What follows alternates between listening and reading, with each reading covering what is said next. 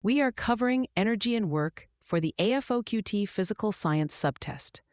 This section tests your conceptual understanding, not complex calculations, so recognizing the relationships between formulas is key. Let's start with energy's two primary forms, kinetic and potential. Kinetic energy is the energy of motion, defined by the formula Ke equals 1/2 mass times velocity squared. The most critical part of this for the AFOQT is the velocity squared term. An exam question might ask what happens to kinetic energy if an aircraft doubles its speed. Because velocity is squared, doubling the speed results in quadrupling the kinetic energy, a common exam trap.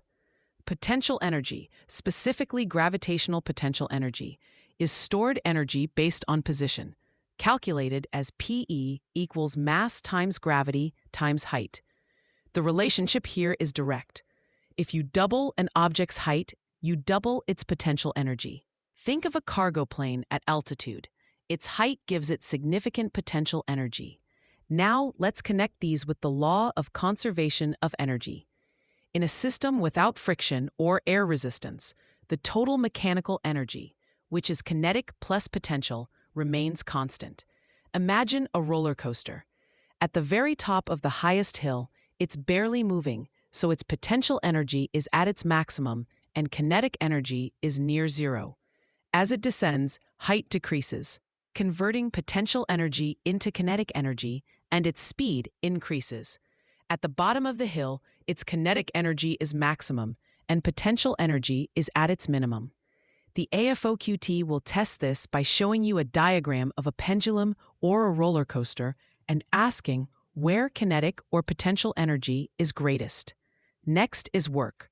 Work is done when a force causes displacement, and the formula is work equals force times distance. A key exam point is that the force and distance must be in the same direction.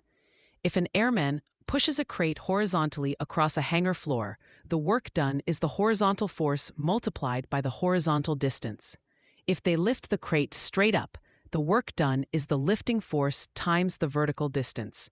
Pushing against an immovable wall results in zero work because there is no displacement.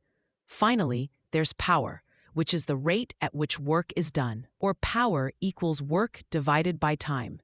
The AFOQT loves to test the distinction between work and power. Lifting two identical ammo cans to the same shelf is the same amount of work. However, if you lift one in 5 seconds and the other in 10 seconds, you used more power for the first can because you did the same work in less time. To remember the key concepts, use this phrase: potential is for position, kinetic is for speed. This helps separate the two energy types. The exam focuses on these conceptual relationships, so understanding how changing one variable, like velocity or height, impacts the system is more important than plugging in numbers. For free practice questions, AI-powered explanations, and more exam prep tools, visit openexamprep.com. That's openexamprep, all one word, .com.